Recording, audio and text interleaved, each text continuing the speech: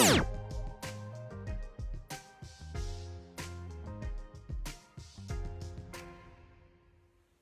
family, back with another video. I've got 10 confessions of a wife and a Makoti. Hope you guys enjoy the video. Okay guys, this is a safe space, so I'm not expecting any judgment from any of you. So I did write some of these things down because I forget. So you guys, what if my husband watches this video? So we'll start with the wife confessions because I separated them. So it's going to be 5 wife and 5 Makoti. So a Makoti is a traditional wife, which means that you've had lobola paid for you, you've had utsiki for me because I'm close, so you've had utsiki done for you, and you've got ikamela semzini.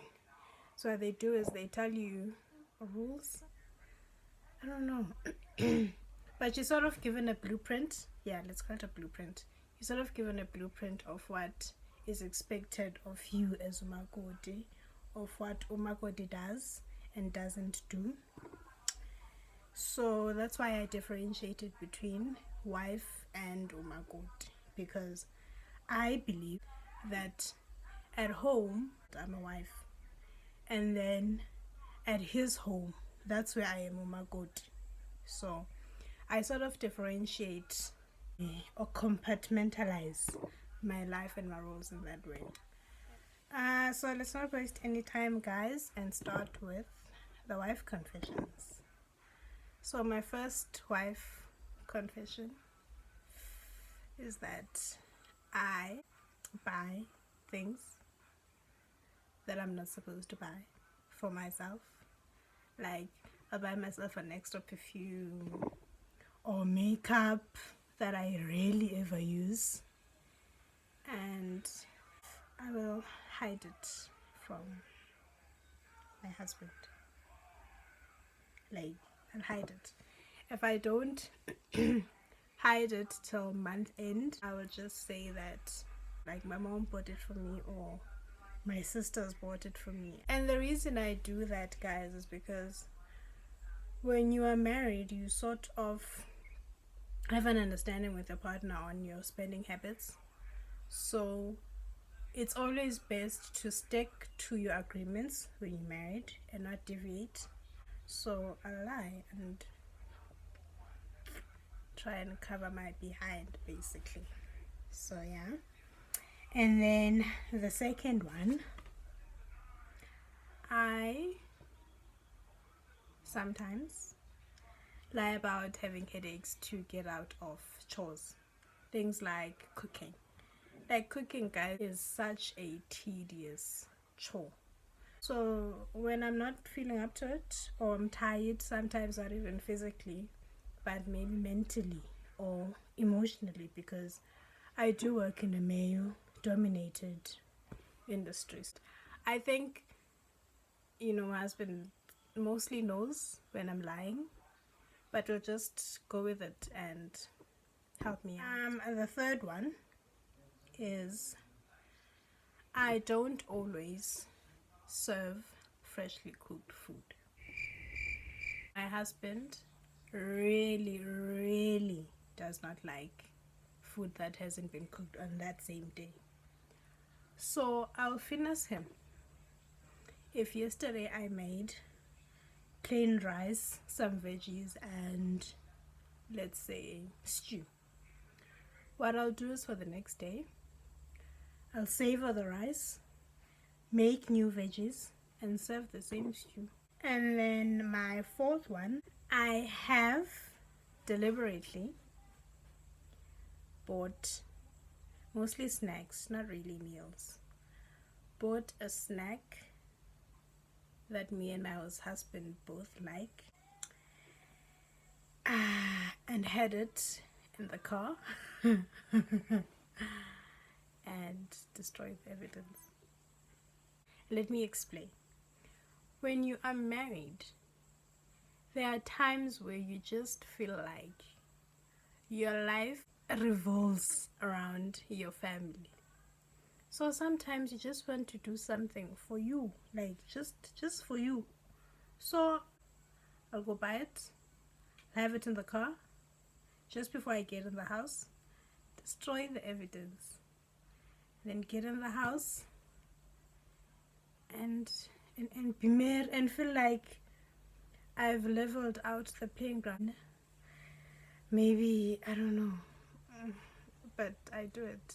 It's not a good thing, but I do it, and it does make me feel good when I am doing it. It does make me feel better. Let's not say good. It makes me feel better when I'm doing it.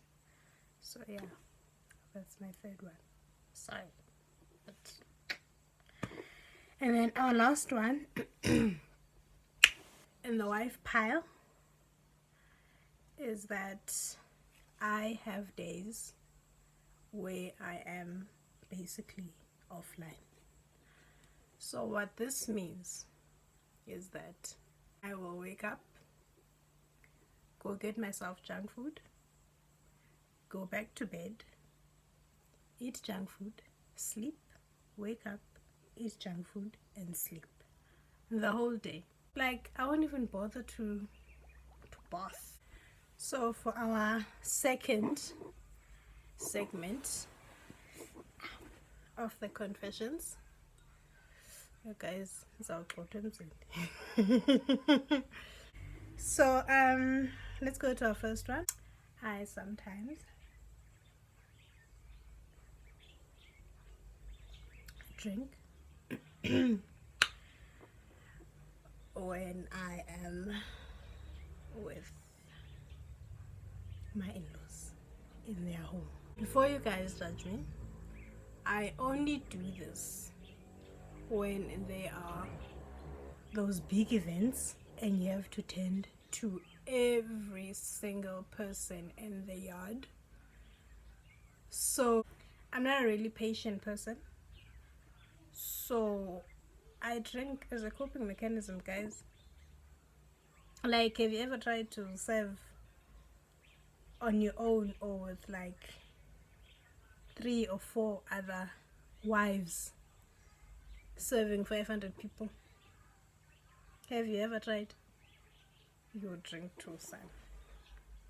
So sometimes, and it's not even heavy drinking, just to keep my energy levels up and just to keep my attitude contained and in check. So I do it to cope with the workload, and that's that on that. The second one I have worn is a shosha sam. Is he one? At the time I had 1 or 2, but I liked 1, so I've worn that sishwesh throughout the whole weekend. So that's Friday, Saturday, and Sunday. I've done it with, and I don't have an excuse, but I've done it, and I have it. Hi. My third one. So I've woken up and gone to cook for the family without technically properly bathing. Hi guys, I've done it between. As a Makoti, you must wake up at like 5 or 6, because the idea is that you should wake up before everyone else. And that's the idea. Well, the ancient idea is that you must wake up before everyone else and prepare breakfast. I'm not gonna wake up at 4 and then bathe so I can go make breakfast at 5. No, I value my sleep, so I will wake up at 5 to 5. If I have to be up at 5, I'll wake up at 5 to 5, put on my gear and go.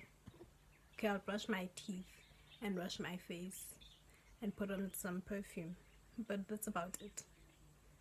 Especially on those hectic weekends. You can't, you don't have the time. You don't. You need to hustle and keep going. So I have made up excuses. We're now at number 4. I have made up excuses to get out of going to events where I'll have to go to.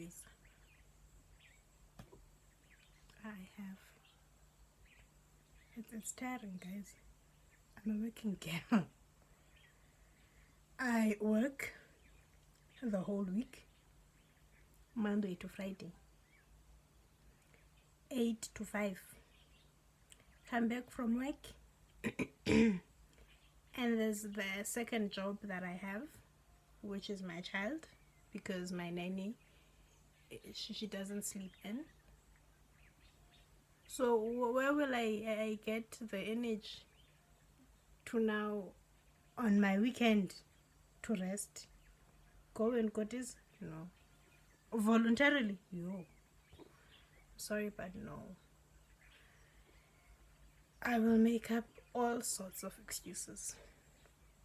It's not fun, guys. I mean, you do it for your husband, you do it because you love your husband and you want him to have a certain sort of dignity and pride about you being his wife, and you can do all these things. Like, you can, and my husband knows that. If push comes to shove, I'm capable. I can. But I don't have to prove that every weekend. No. I can, and he knows that I can.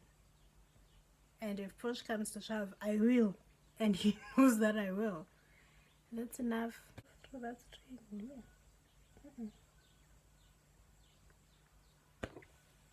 It can never be me, love. Sorry. Our last one. Hey guys, I know that some people, when they get married, they change their wardrobe. My wardrobe has been the same since varsity, which was before I met my husband.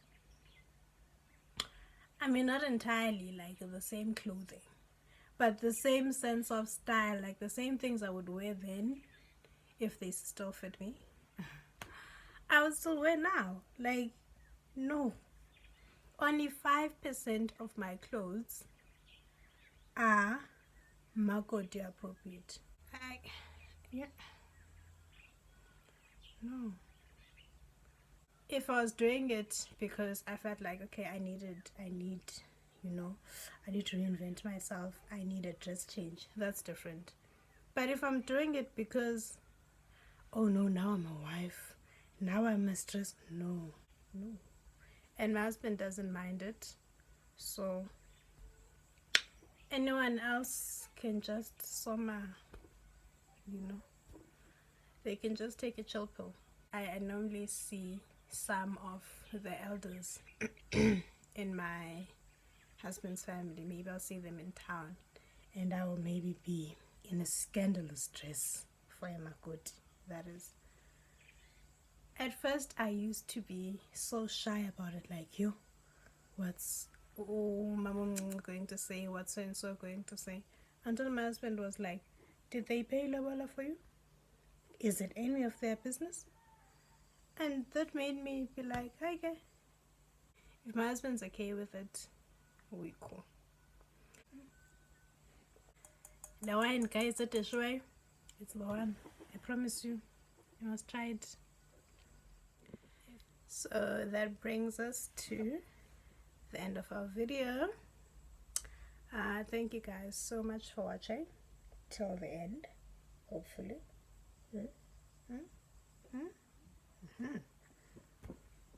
See you guys on the next one. Bye.